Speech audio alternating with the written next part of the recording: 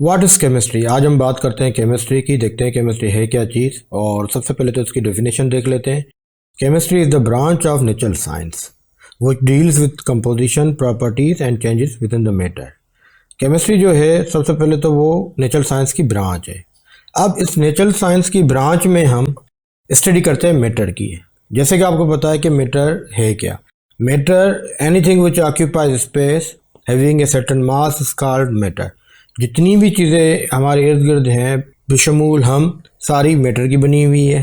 तो natural science की इस ब्रांच में हम मैटर को स्टडी करते हैं, मैटर की कंपोजिशन, मैटर की प्रॉपर्टीज़ और जो चेंजेस आती हैं मैटर में उन सब को स्टडी करते हैं इस नेचुरल ब्रांच में, जिसको हम कहते हैं केमिस्ट्री। अगर हम बात करते हैं कंपोजिशन की, तो matter is compose of atoms and molecules with certain proportion. Matter जो बना हुआ है वो एटम से बना हुआ है, मॉलिक्यूल से बना हुआ है और एक ख़ास प्रोपोर्शन से बना हुआ है। और मिसाल के तौर पे H2 है, NaCl है, सोडियम हाइड्रोक्साइड है। अगर हम बात करते हैं हाइड्रोजन ऑक्साइड की, और तो देखते हैं कि हाइड्रोजन इसमें 2 हैं और 1 ऑक्सीजन है। तो इसकी जो केमिकल कंपोजिशन है उसमें 2 हाइड्रोजन है, 1 ऑक्सीजन है और इसका स्ट्रक्चर फार्मूला ये है। तो हाइड्रोजन ऑक्साइड है जिसको हम वाटर भी कहते हैं इन लिक्विड फॉर्म। इसके बाद अगर हम बात करते हैं तो सोडियम क्लोराइड है हमारे पास। अब सोडियम क्लोराइड को देखते हैं तो इसमें सिर्फ 1 सोडियम है, 1 क्लोराइड है और इससे सोडियम क्लोराइड बनता है जिसको हम टेबल सॉल्ट भी कहते हैं। इसके बाद अगर हम बात करते हैं तो हमारे पास सोडियम हाइड्रोक्साइड है जिसमें 3 एटम ऑफ एलिमेंट है, जिसमें फर्स्ट जो है ना सोडियम है, सेकंड ऑक्सीजन है और तीसरा हाइड्रोजन है।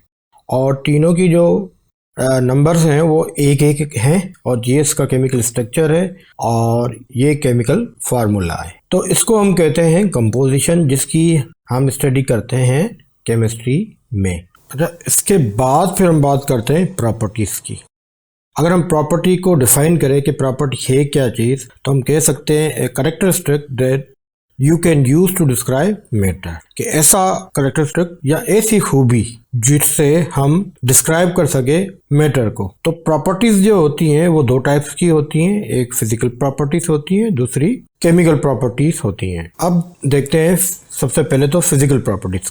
अब physical properties can be observe और measured without changing the composition of matter. अब फिजिकल प्रॉपर्टीज वो होती हैं जिसको हम ऑब्जर्व कर सके, मेजर कर सके, मगर without the changing the composition of matter, के उसको जब हम ऑब्जर्व करते हैं या वो चेंजेस अकर होती हैं या जो भी ट्रांजिशन होती हैं उसकी वजह से मैटर की या जो भी कंपाउंड है उसकी कंपोजिशन चेंज ना हो, ऐसी प्रॉपर्टी को हम फिजिकल प्रॉपर्टीज कहते हैं।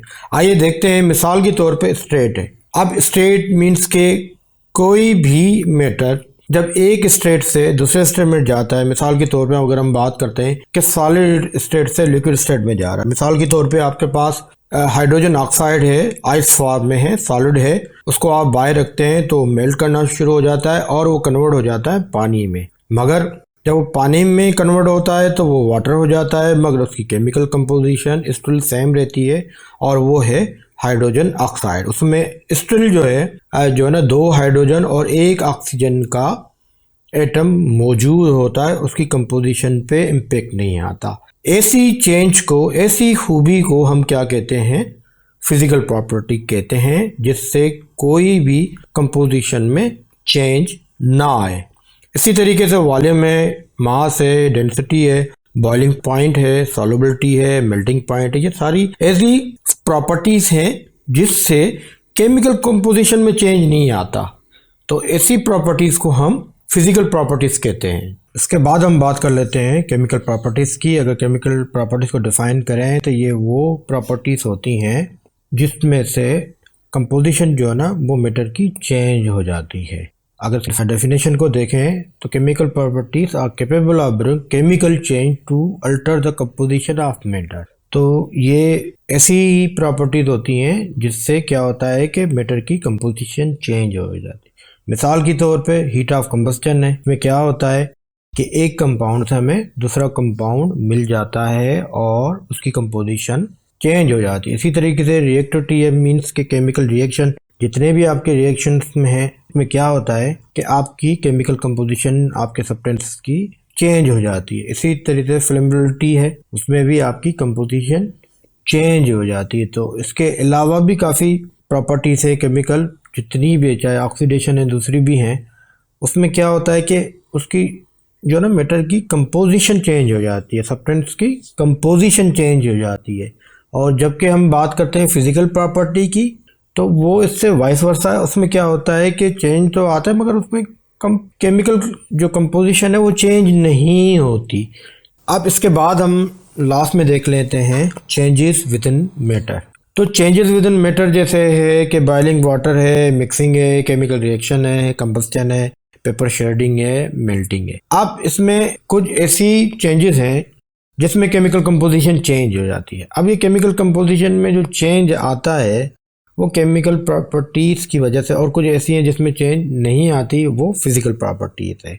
तो हम कह सकते हैं कि वो चेंजेस जो फिजिकल प्रॉपर्टी की वजह से आती हैं उसको हम कहते हैं फिजिकल चेंज, और ऐसी चेंज जो कि केमिकल प्रॉपर्टीज़ की वजह से आती हैं उसको हम कहते हैं केमिकल चेंजेस। तो हम और मज़ीद जो है ना केमिकल चेंजेस देख लेते हैं। मिसाल के तौर पे फर्स्ट चेंज है बर्निंग ऑफ पेपर। अब ये जो चेंज है ये केमिकल चेंज है, और ये केमिकल प्रॉपर्टीज़ की वजह से चेंज आया, जिसको हम कहते हैं कंबस्टन। कंबस्टन की वजह से ये चेंज आया, तो हम कह सकते हैं ये केमिकल चेंज है। और केमिकल चेंज में कंपोजिशन आपकी चेंज है।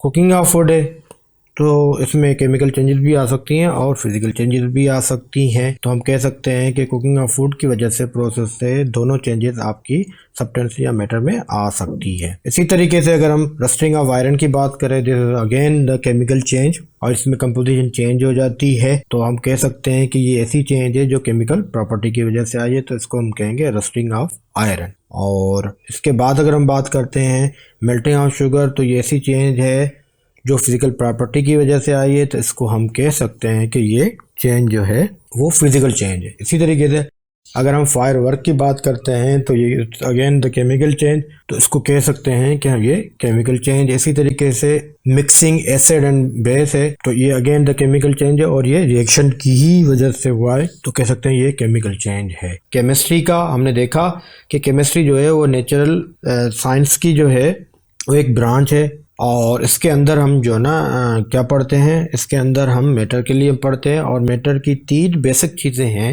इसमें हमने एक 1 बाय 1 सारा डिस्कस किया था। कंपोजिशन है, उसके बाद प्रॉपर्टीज है, और जो चेंजेस आती है मैटर में। तो इंशाल्लाह आगे भी इसको हम कवर करेंगे, और भी फिजिकल प्रॉपर्टीज और केमिकल प्रॉपर्टीज़ को भी कवर करेंगे नेक्स्ट लेक्चर में।